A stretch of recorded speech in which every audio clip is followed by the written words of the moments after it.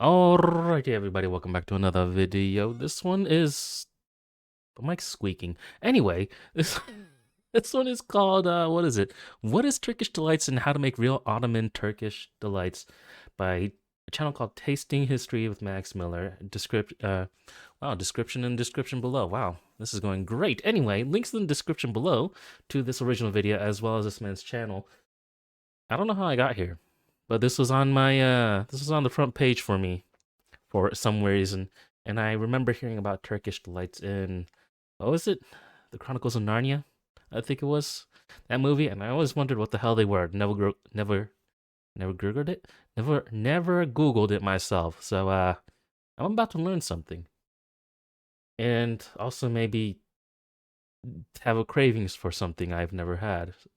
Let's just get into it. Let's see what it is. As a kid, I remember first hearing about Turkish Delight in the Chronicles of Narnia. Same. We are the same, this man and I. And I had no idea what it was, but I was intrigued. Same. What exactly was Turkish Delight, and why was the character Edmund willing to sell out his siblings for it? Well, to answer that, That I is will a be good making question. an 1884 recipe for Turkish. You see, that looks fucking amazing. I thought it, honestly, what did I think it was? I thought it was maybe some kind of, like, meat. Like, I heard Turkish, and I thought it was, like, turkey. I didn't think it was a candy. Because I first heard of it when I read the book, not the movie. Alright? So, I know it's not even close to anything like that in the movie, and it's an actual sweet, but... Turkish Delight from the Ottoman Empire, as I attempt Ottoman Turkish Delight, this time on Tasting History. It looks like it'll be sweet, and hopefully a bit sour. I don't like just straight sweet. I like sweet and sour. So in the novel The Lion, the Witch, and the Wardrobe by C.S. Lewis, the Queen of Narnia asks young Edmund what he would like to eat, and he replies, Turkish Delight. Now, considering the book takes place around World War II when sugar was highly rationed in Britain, it's no wonder that Edmund wanted what essentially is a little lump of sugar covered in powdered sugar. So, the queen, with That's a lot of sugar, magical abilities, conjures up a box of Turkish Delight, several pounds of the best Turkish Delight. Ooh, each piece was sweet and light to the very center. Unfortunately, I have no evil magical powers that I am aware of, so I do. Instead of conjuring I'm not telling you what it is, I'll but have to make it the old-fashioned way. And I mean really old-fashioned, because I'm going to be using one of the very earliest recipes for this dish, which comes from 1844. Now, of course, it is an Ottoman recipe, so it wasn't called Turkish Delight. Rather, it was called Rahatul Hulkul, which means soothing to the throat. And it's possible that it actually descended from a medicine before becoming I was about to say, it sounds like a medicine. Court. Now, for many years, these recipes served at the palace were kept highly secret, but in 1844, Mehmed Kamil spilled the beans in one of the earliest Ottoman cookbooks. Was he executed for that? Quite long, so I'll just give you the highlights. It says, take 1 kil of the finest sugar and prepare a syrup with 3 kil of water in a tinned pan. Take 75 dirhem of the finest pounded starch and slowly stir into the syrup. What's a dirhem? It must be stirred constantly so that it does not form lumps or stick to the bottom of the pan. Then blend 35 dirhem of rose water with a grain of musk, and after adding to the mixture, stir a few more times before removing from the heat. Oil a tray with almond oil and pour in the cooked mixture. When cool, cut into pieces of the desired size and toss into a mixture consisting half of sieved starch and half of powdered sugar, and stir until they do not stick together. It will be delicious. So that original recipe is huge. It calls for what amounts to 160 cups of sugar. So I'm going to put this way back. That's a lot of sugar. What you'll need is 3.5 cups or 700 grams of white sugar, 1.5 cups or 350 milliliters of water, 3/4 of a teaspoon or about 3.5 grams of citric acid. Sweet and sour? Now, the recipe doesn't call for citric acid, and technically you don't have to use it. But unless you are working with sugar on a daily basis, you're very likely to get a lot of crystals when melting the sugar. A little citric acid or the same amount of cream of tartar will stop that, and it won't affect the flavor.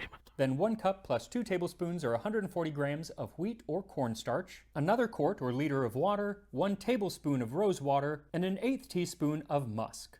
Let's talk about musk. Now, at the time that this recipe was written, musk would have come from the musk deer. Yeah, that doesn't sound... come in what was called a grain.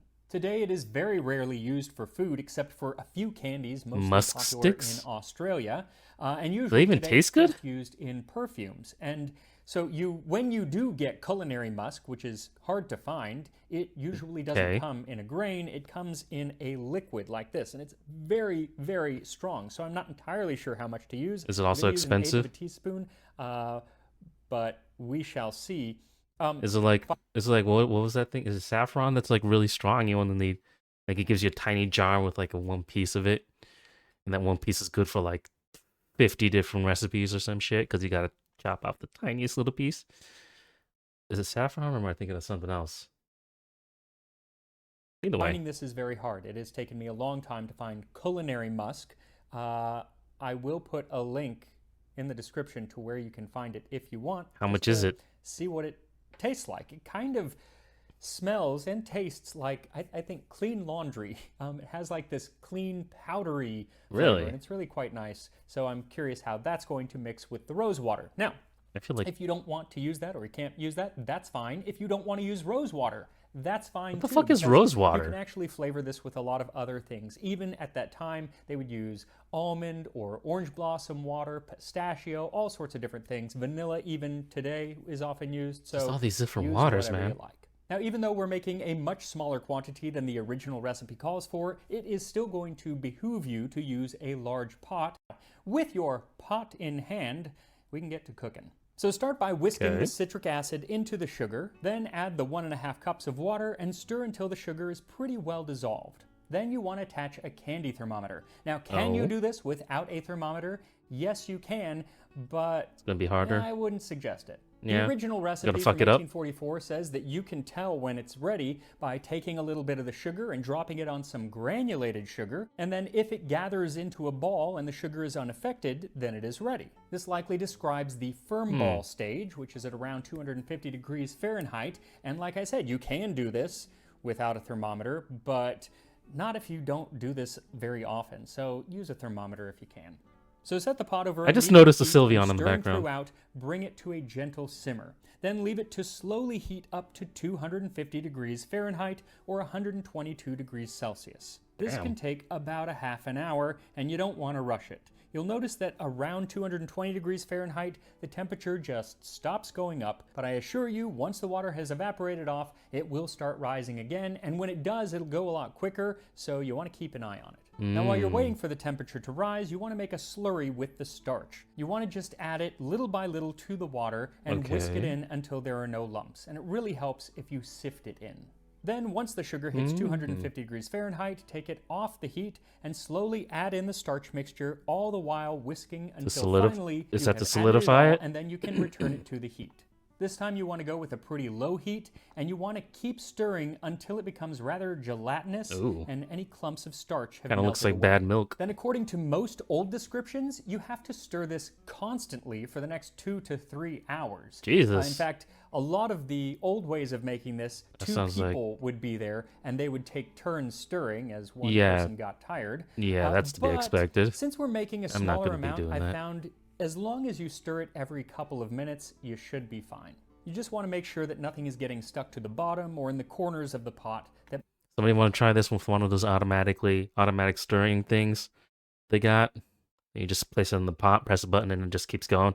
I don't think it's gonna work with this. It's a little too thick looking. But hey, somebody want to give it a shot? Give it a shot and let me know how it goes. might burn. But even with this smaller amount, it is still going to take about an hour and a half to 2 hours Damn. to cook. It's going to start off as a thick, white, gloopy gunk that'll be gurgling like lava. That does but not look good. eventually it will turn No, it's sort of turning an clear up. amber-colored gunk.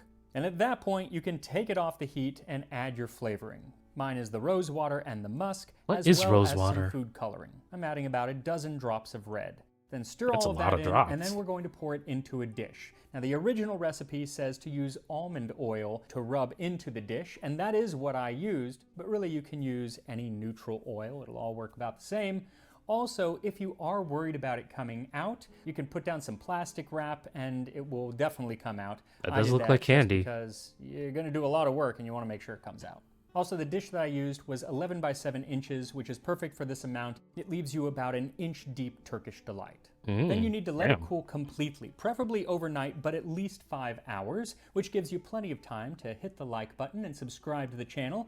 And check out the Tasting History newsletter over at tastinghistory.com, and I'll have plenty of time to tell you about the history of Turkish Delight. So to begin, if you are interested in Turkish desserts in general, then I suggest this book, Sherbet and Spice by Mary Ishin. It is absolutely wonderful. She does deep dives into a lot of different Turkish desserts, including the one that we're making today. The Turkish Delight. Now, when it comes to the origins of Turkish Delight, just like the recipes, they are kind of shrouded in mystery. I'm kind of distracted by the Sylveon hugging the little tiny Evie in the background. That is fucking adorable.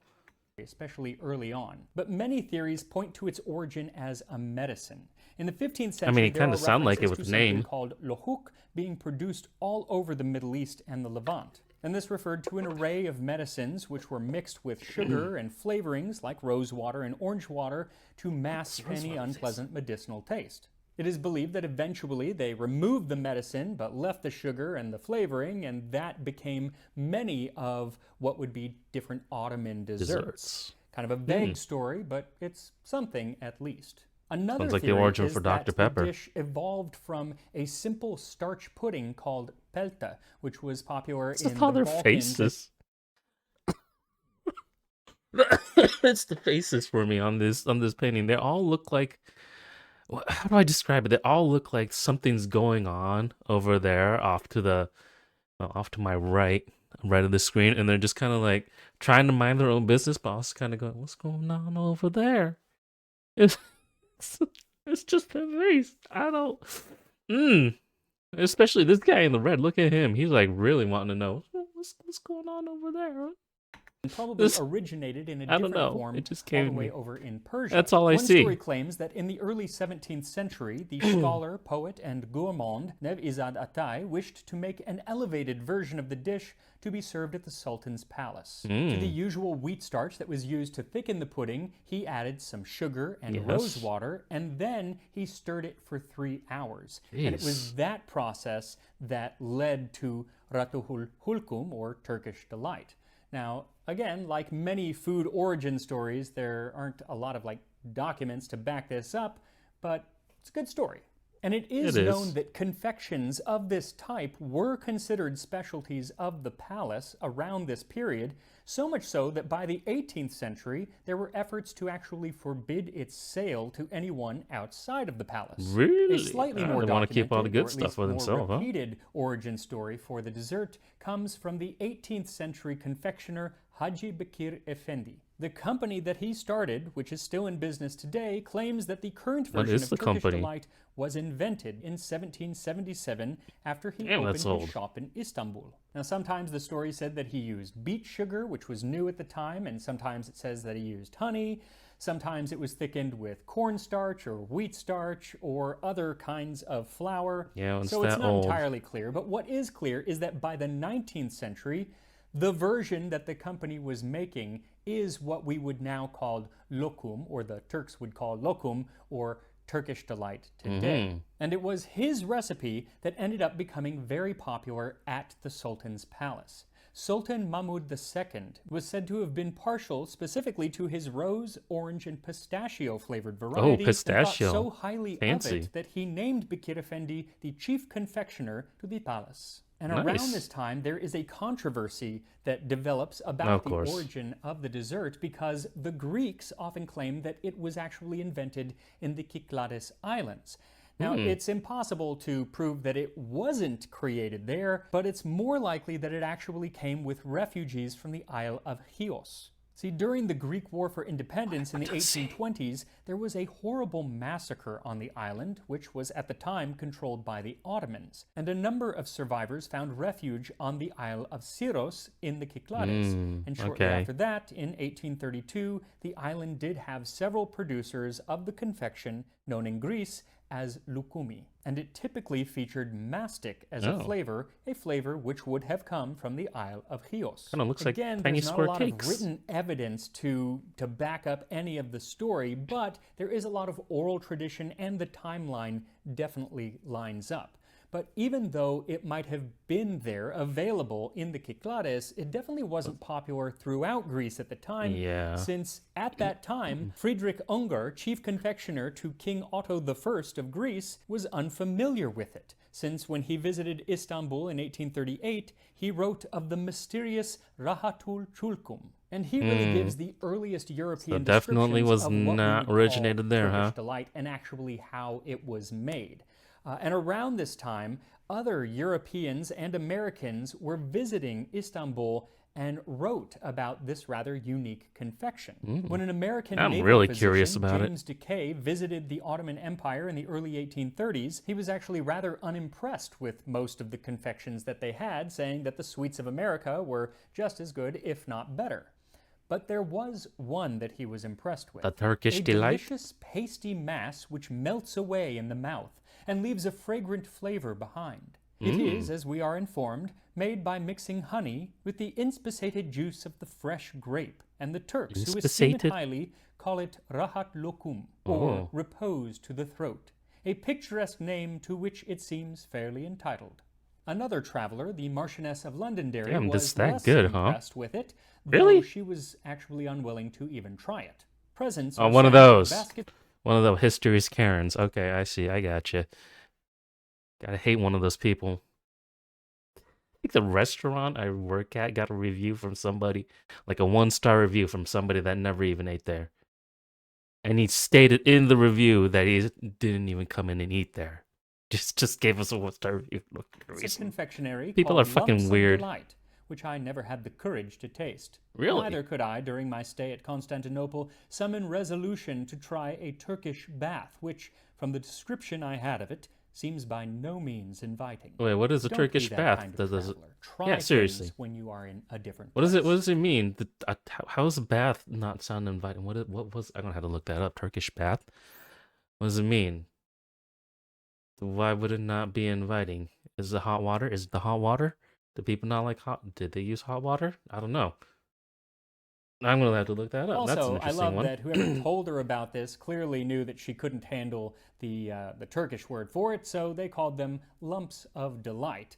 And that's actually the name that stuck. See, other British travelers who visited Istanbul and were impressed with the dessert usually called it lumps of delight when they brought it back to England. In fact, it appears in Charles Dickens' last and unfinished novel, The Mystery of Edwin Drood. In it, the character Edwin asks the whimsical character unfinished? of Rosa Budd, "Which way shall we take, Rosa?" Rosa replies, "I want to go to the Lumps of Delight shop." To the "A Turkish sweet meat, sir." Sweet Rosa meat. makes the Okay. purchase, Oh. and after offering some to him, which he rather indignantly declines, begins to partake of it with great zest, previously taking off and rolling up a pair of little pink gloves like rose leaves, and occasionally putting her little pink fingers to her rosy lips to cleanse them from the dust of delight that comes off the lumps. That would be the copious amounts of starch Sugar, and powdered powdered sugar, sugar, that yeah. encases each lump of delight or Turkish delight.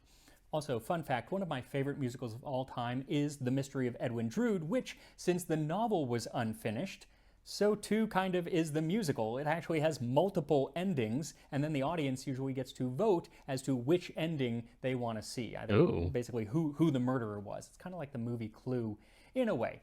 But what's cool, interesting rather, is that the person who wrote that musical was Rupert Holmes, who is actually more known for writing the song Escape. That is, if you like pina Escape? coladas and getting caught in the rain. Oh. Who knew the guy also wrote musical theater? Yeah, Anyway, that's as not much a as that's not a very happy song if you really listen to it. It's about two people trying to cheat on each other and then just ending up together again, which is such a weird song. It's such a weird fucking song. God, it sounds, it sounds fun. I feel like pina coladas getting caught in the rain, but if you really listen to it, yeah, yeah, it's his wife in the song or girlfriend or whatever. She's the one that's trying to cheat first, because that was her personal ad in the paper, and he just answered it hoping to cheat on her. And it just goes to show in the song that they knew absolutely nothing about each other for some reason. I don't know how long they've been together, but they knew nothing about each other, apparently. It's such a weird song. Rupert Holmes seemed to enjoy pina coladas and getting caught in the rain, the people of 19th century Britain loved lumps of delight, which by the end of the 19th century Oh, God. they were calling Turkish Delight. Unfortunately, it was rare and very costly because it had to be imported all the way from the Ottoman Empire, and so it's just import a person that knows how to make it and have them pass on the ingredients or the recipe. They probably wouldn't do that willingly, would they? wonder that the confectioners of England and France and Germany and other places tried to make it themselves, Yeah. but rather unsuccessfully. Yeah, See, that's there not were surprising. descriptions written of the process, but in a time before the internet, they just didn't seem to spread very well, and so you end up seeing recipes like this one from 1897 that says Turkish Delight. To make it, break 1 ounce of sheet gelatin into pieces and soak in half a cup of cold water for 2 hours. In 19th century Britain, gelatin was used in a lot of things, even when it wasn't correctly used, because there is no gelatin in Turkish Delight, or at least there shouldn't be, because when you add gelatin, which sometimes is still added today when it's made outside of Turkey and Greece, it becomes really, really chewy and doesn't melt in the mouth like it's supposed to. Honestly, I like chewy. Because it was cheaper to make it there in England, this Turkish Delight ended up becoming almost all that most people could find. And in 1888, there was actually a lawsuit became like a gummy. about the counterfeit Turkish Delight being sold. A lawsuit? By who? In the court transcripts, the presiding judge expressed himself painfully surprised on learning that Turkish Delight does not come from Turkey. And indeed, it is something of a shock to ourselves to be told that the toothsome stuff may be and is manufactured wholesale at Page Green, Tottenham. And like the judge, we shall never again eat Turkish Delight with as much satisfaction as formerly. Turkish Delight may not even be known as Turkish in the future. Cannot your honor be induced to try the Page Green Delight? And like I said, to this day, there are still a lot of counterfeit Turkish Delights going around. So if you've tried it and you don't like it, it might be because you weren't actually getting Turkish Delight. Or maybe you just don't like it. I don't know. It is a very controversial confection. But what I do know is that if you want the real stuff, you either have to go to Turkey or Greece, or make it at home like I have been doing for the past few hours. So once your Turkish Delight has fully cooled, sprinkle some cornstarch on top, and then turn it out and sprinkle more cornstarch on the bottom. For that. Then use a knife or some sort of cutter to cut this into bite-sized pieces. Is that used for pizza? Less than an inch on each side. Then whisk together about a half cup of powdered sugar and a half cup of cornstarch in a bowl, and drop in a few pieces of the Turkish Delight, covering them completely so they don't stick together. And here we are, Turkish Delight that does from look the good. Ottoman Empire. There's so much powdered sugar on these things. Just eat it in one bite. I'm really, really curious to try it because the smell is very interesting. I've smelled rose water before, obviously, but the addition of that musk, it really has a different aroma. Is it good? Is that good or bad? Like I said, it kind of smells like laundry, but we'll see. Could be anyway, bad. I like to break them open because you get the beautiful red on the inside. Anyway, here we go. So much powdered sugar.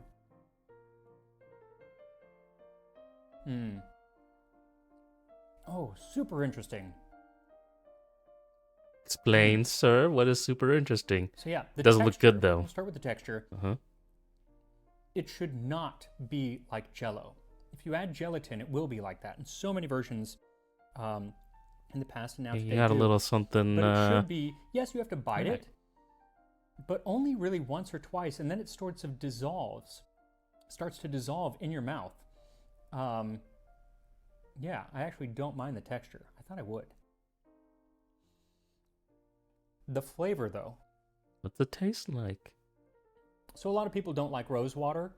What is? I don't even know what rose water is, so I wouldn't even know. The musk, it's at the same time a little bit floral, but not at all soapy, because the musk counteracts that bit of the rose water. Mm-hmm. and adds this just like clean, refreshing. Boy, it's hard to explain. God damn, I I know you wish I can could get reach into the musk screen and grab a candy piece. from Australia I online. am so curious Worth right trying. now. I didn't think I would like it as much as I do. I'm not gonna turn against my family for this, like Edmund did in Lion, Witch, and the Wardrobe, but I would definitely eat more of this. And what's cool is you can flavor it with lots of other things. Like I said, pistachio, vanilla, orange blossom water. Some of the older flavors that you don't see anymore, like the musk, are like violet, ambergris, which you won't be finding. Oh But god, you yeah, don't want to use that, I no. don't know. It's really good. And then the powdered sugar doesn't add much to the flavor. It just, I mean, it's obviously sweet, but it does help it stop from sticking, which is necessary. I don't know why I always think of this around Christmas, because it's not particularly a Christmas thing. But for me, something about it says Christmas. Maybe it's the color. I don't know. So Could be make from the yourself Lion, some Witch, and the Turkish Delight. Wardrobe. That wasn't Christmas, but it was a lot of snow. Usually, some snow usually makes people think of Christmas, so Right. probably. And if you don't want to go through the trouble, then at least buy some from Turkey, because it will taste different when it's from Turkey or Greece than God, when how it's much is not. that going to cost to And import? try musk if you have the gumption. And I will see you next time on Tasting History. I am so curious now. How much? Let me see. How much would it be to import Turkish delights? Is what I want to know. Turkish delights from Turkey.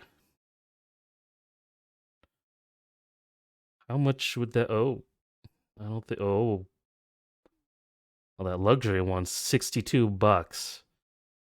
Rose flavored Turkish delight but what? This is definitely not from Turkey. Where's the fuck is this site even? Grand Turkish Bazaar? $6? It's gotta be like one piece or some shit. Or not even the real thing. Oh my god, premium Turkish delight box, $124. Oh my shit. No, maybe it might be. It's all from that Grand Turkish Bazaar site too. Bird Turkish bird. It's not too bad, I guess. I don't know how much you get with that $6 bundle, but I might have to sit on that. Because if it's just $6, and I'm really curious about it right now.